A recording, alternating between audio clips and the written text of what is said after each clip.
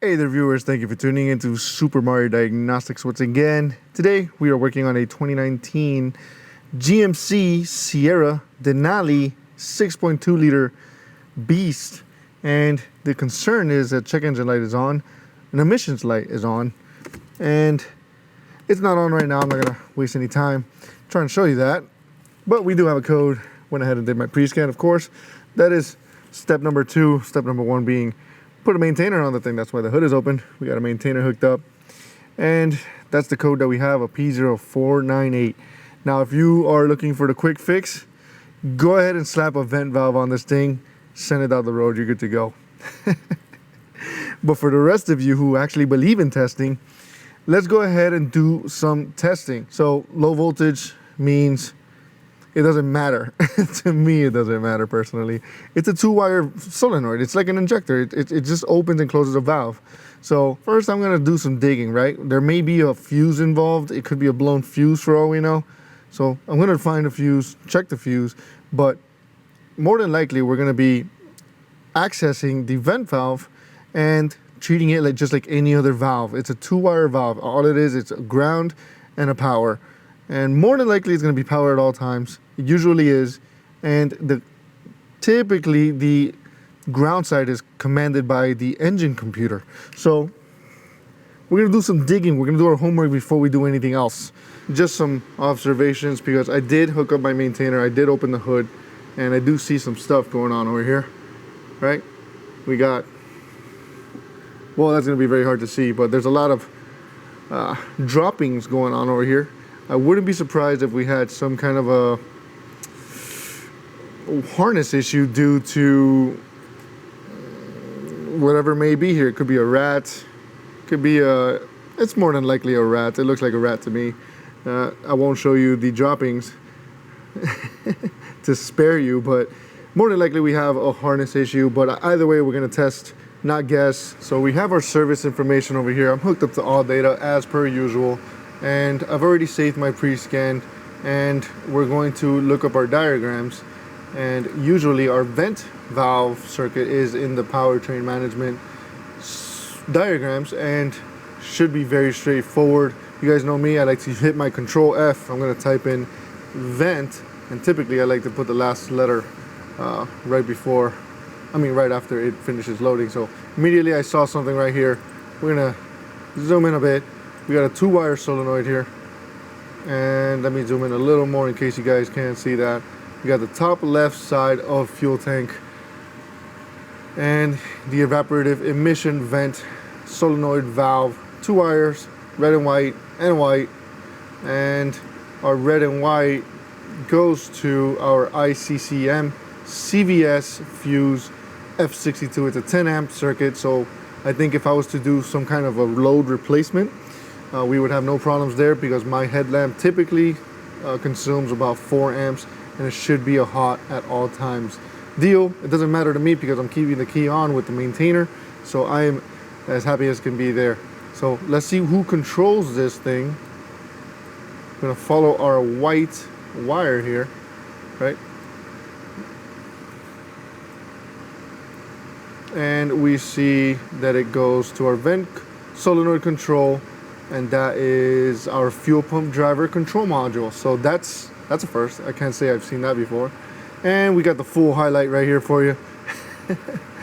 The fuel pump driver control module is under the rear of the vehicle above the spare tire. So let's go ahead and find both components instead of wasting time trying to do an egg hunt here. We're gonna go ahead and look for the vent valve. Canister vent valve. And we see a nice clean picture. It looks like a typical vent valve. We got the connector right there. It's a single bolt, and it looks like that is bolted onto our frame rail here. And more than likely that's the canister right there. So it should really stick out. So let's go ahead and also look for our fuel pump control unit. Let's try unit, because all data, even though it has a particular name, all data does like to have more of a standardized thing going on. So even though like BMW is an EKPS, you're not going to go and look for an EKPS. You're going to look for a fuel pump control unit. So we're gonna do replacement, not configuration. And we can see right here our exact location. We can see a nice little X heat shield here. That's just something for me to keep in mind when I'm looking for this. And it looks like it's one connector. If I'm not mistaken, there was 30 pins on there according to our diagram. We're gonna go back real quick. It's just something that I keep in mind to help me locate it a little better. It's always good to do your homework first before we start digging in too much. And yes, it was a 30 pin connector. So our pin 21 is a white going to our vent valve, and we got a red and white going to our fuse 62. Let's go ahead and check out the fuse 62. That'd be funny if it was just a fuse, and I'd be very surprised. But either way, that would actually open up our diag a little more as to like what blew the fuse, right? So let's go ahead and check the fuse first and take it from there. According to our diagram, this is where it's at. We're looking for number 62, and see if we can find it here. Our 62 is our ICCM CVS 10 amp. I know I see that you guys can't see that. 62, that's what it is. Our 62 is right there. We got our fuse number 62, and hopefully you guys can see that. Anyway, pretty sure you can't, but we're gonna check it anyway. We're gonna ground our test light here, and we're gonna check our test light first, obviously, right? Test light, it's good. It's not your regular LED test light. It's your incandescent test light. That's what you want to use, right? You're gonna put some load here, and we're gonna check pin 1, pin 2 of the fuse. Our fuse is good, so we're gonna continue on our path here and go to our vent valve. And I think the best way to go about this, just like any other, like if it was an injector, you'd do a diode test, right? It's a load replacement test. Really, we're gonna do the same thing, but without a diode. We're gonna use an actual headlamp. Let's go ahead and do our load replacement test, bi-directional command, and take it from there.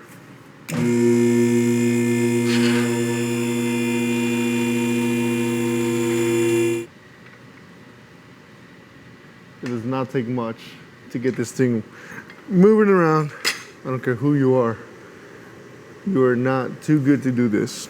If you are lifting a truck of any kind, please do me a favor and do this right here. We have found our vent valve here, and we're gonna use the scan tool to bidirectionally control it. We're gonna go to actuation tests.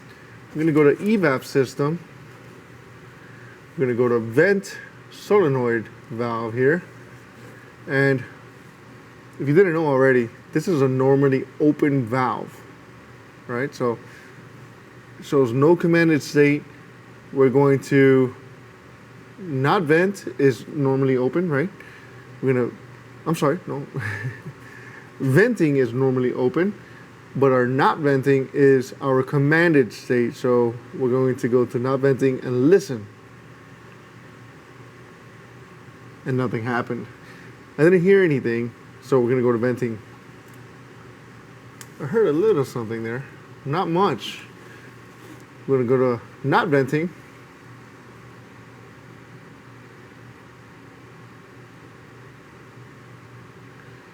And it shows a malfunction over here.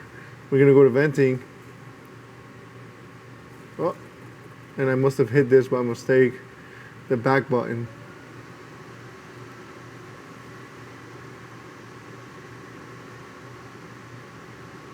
We're gonna go to venting. See a malfunction there. We're gonna go to not venting.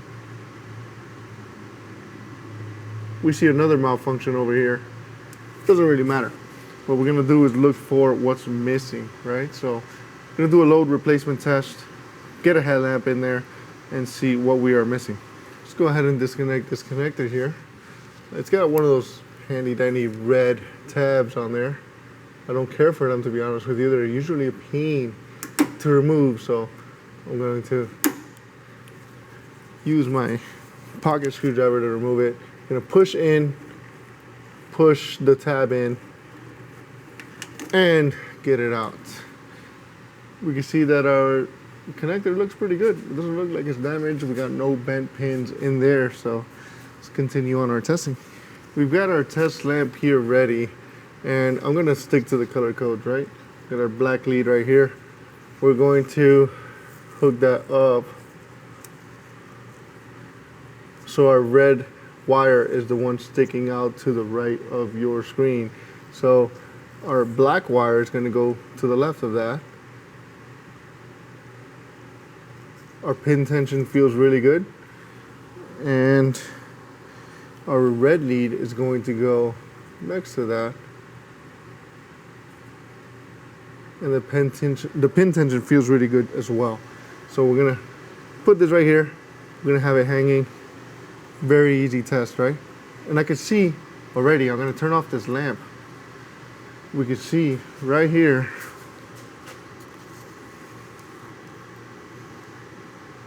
that our lamp is dimly lit right there, right? So what does that tell us, right? Let me put it into perspective here. I'm gonna grab my scan tool, and we're going to take a look at what command it's on right now, right? It is showing not venting. So we're gonna go to venting, and it turns off. As you can see, our little test lamp right there is turned off. We're gonna go back to not venting right there.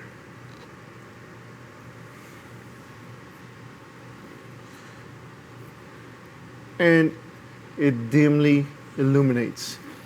What does that tell us? That tells us that our command is there, but it tells us that there is a voltage drop. We need to find out if this is a ground side issue or if this is a power side issue. So one thing we could do easily, since we use our color code here, we know that red is power and black is ground. We're going to remove this ground here and put it to a known good ground. I'm going to assume for a second here that this is a known good ground, and it illuminates. So what does that tell us? That tells us that our fuse is good, that our power wire all the way up to this solenoid here is good. So our issue here is in our ground side. We see a good command when bidirectionally controlled, but we don't see a full ground. But when given a full ground here, it does illuminate. So there is a voltage drop happening on our yellow wire, right? All the way to our fuel pump driver control module. So we need to go find that fuel pump driver control module and see what is going on here. Before we head to our fuel pump driver control module, I want to reconnect this, right? Follow with me and you'll see why I'm doing it. Right, I'm still confirming that there's a good pin tension here. We can see that our light is still dimly lit right here. And we're connected from our fuse positive up to this connector. And on the other side, we're connected to our ground command from our fuel pump driver control module. So what I want to do is check pin tension at the fuel pump driver control module and see if when I give it a good ground, a no good ground, it illuminates. And if it does, there's only one conclusion here. Can you tell me what it is? Let's go find out. That looks like it's our fuel pump control module. Let's go ahead and do some testing over here. So we got our connector out. Let's go ahead and remove this sheath here. We got a zip tie in the way. Let's go ahead and see if we can get that kind of out of the way instead of cutting it. And it looks like it comes out this way right here.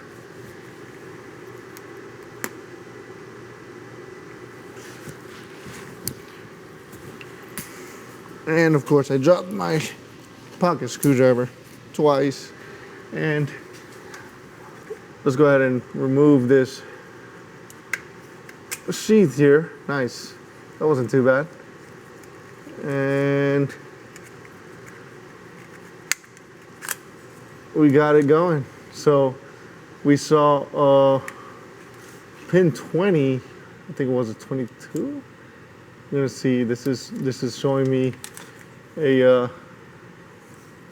it's gonna be very hard to see on camera, but this is a pin 16 right here, 17, 18, 19, 20, 21 with a black 22 next to it. If I'm not mistaken, our diagram showed next to the vent valve, it did show a black next to it. So what we can do, instead of just like giving it a good ground, we could just bridge that white wire to the black ground supply, and that would tell us two things. That would, if it was to illuminate, that would tell us that the white wire up to the vent valve is good. Not only that, but it would also tell us that the ground supply to this module is also good. So let's go ahead and give that a shot. I'm gonna go ahead and take a look at the wiring diagram just to confirm real quick before continuing. So just to confirm, I wanted to refer back to the diagram, and we found our pin 21 white with our pin 22 black right next to it. So this comes from G415. It is right next to it. We're gonna bridge these two, right? We disconnected this connector. We're gonna bridge these two. This will tell us that our ground connection is good if it illuminates, right? And it will also tell us that our white coming out to the vent valve is also good. So if it was to stay dim, I would be worried about this ground connection here, and I would also honestly be worried about our communication going to this fuel pump driver control module as well. But because honestly, because quite frankly, this is our only ground connection here, but I didn't see any codes or any red flags as to communication with the fuel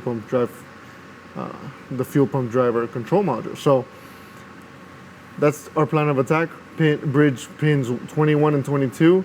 If it illuminates, we got an issue with the fuel pump driver control module. That means our transistor is good, but there's resistance within that connection, that circuit. It's not good enough.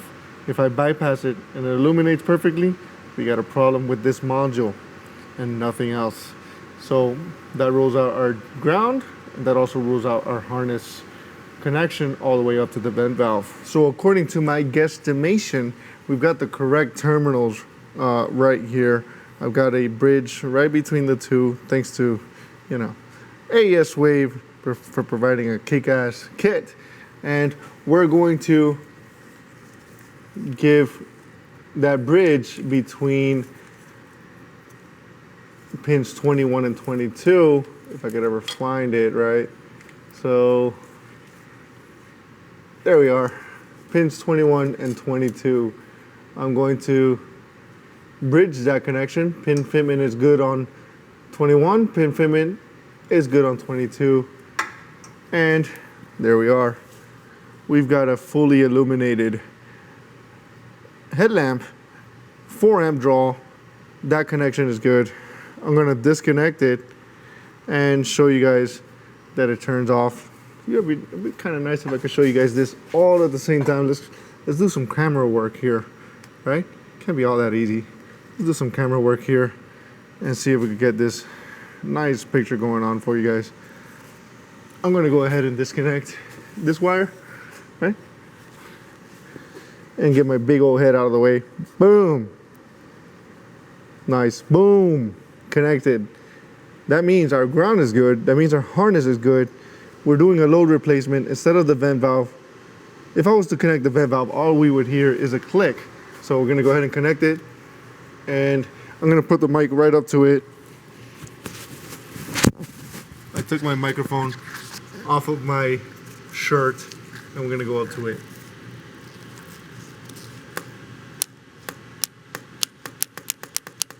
Vent valve is good. What more do you need, right? So that tells us our vent valve is good, obviously. Not only that, that also tells us that our harness is good. And what does it condemn?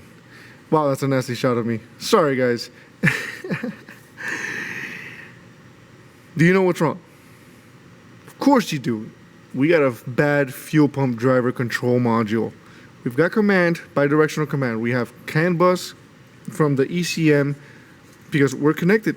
We got our scan tool connected, and we're going into the ECM and commanding from the ECM a fuel vent valve actuation. That command is going through the CAN bus to the fuel pump driver control module and actuating the line. Now we do see a command, we see a dimly light headlamp, but what we see is a good transistor, but there's still high resistance somewhere in that circuit. Now I could technically open it up and all that, but if the cost of the module is not that much, I don't know that it would make any sense to really open it up and try to find a high resistance circuit when it could just cost less than 200 bucks, let's say.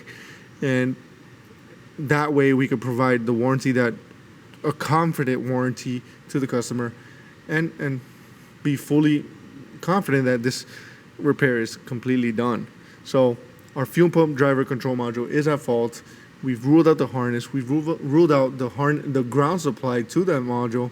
We've got command to the vent valve, but we don't have the correct amount of ground supply to that vent valve. So I hope this all makes sense so far. I hope you see the value of using load replacement, right? A scope has its place, but this is not it. We're using load replacement here. We're using current, right? We're using logic, right? We're saying that by doing this, we can rule this out, we can condemn this, right? This is what it takes to diagnose vehicles these days. So even though it's just a simple 2-wire circuit, don't take it for granted. This comes from years of experience. It's not something that just it falls on your lap one day.